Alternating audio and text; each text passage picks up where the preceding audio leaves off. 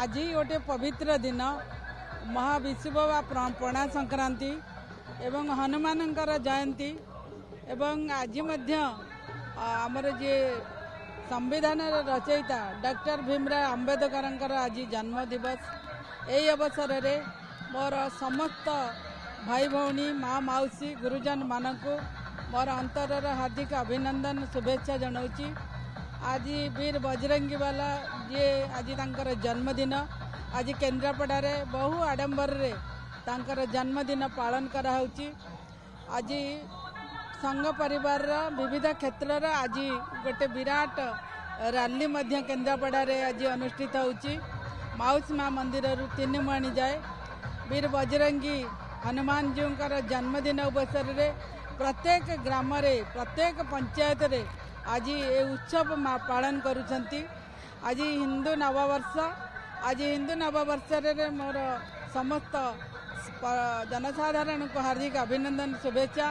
प्रभु बलदेव जी वीर हनुमान तांकर चलापथ कुसुमित करू, तांका पिला परिवार समस्ते सुख शांति रे रुहंतु, निरोगी रुहंतु, यह ही मोर कामना। जय जगन्नाथ।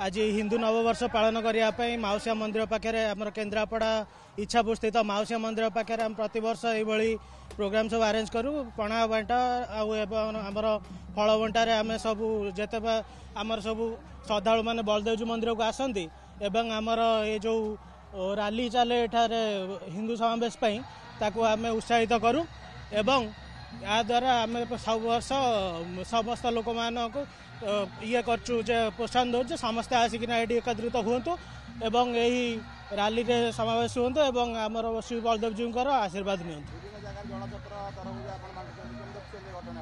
एटा निश्चित भाव आम खाली एटा तो ये नुहे आम जिते श्रद्धालु मैंने भी आसुँच आमर बलदेव जी मंदिर को से भी आम तार व्यवस्था करचु।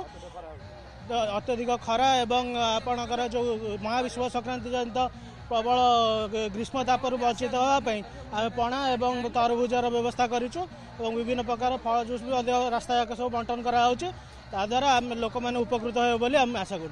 आज आमर कार्यक्रम रही आमर ओडिया हिंदू नववर्ष आज आरंभ चैत्र शुक्ल प्रतिपदा आम प्रभु श्रीराम भक्त हनुमान जी जन्मदिन को प्राय यही दिन पालन करी दिन आमर केन्द्रापड़ा सहर में शांतिपूर्ण भाव में हिंदू एकता शोभा यात्रा आरंभ हुए।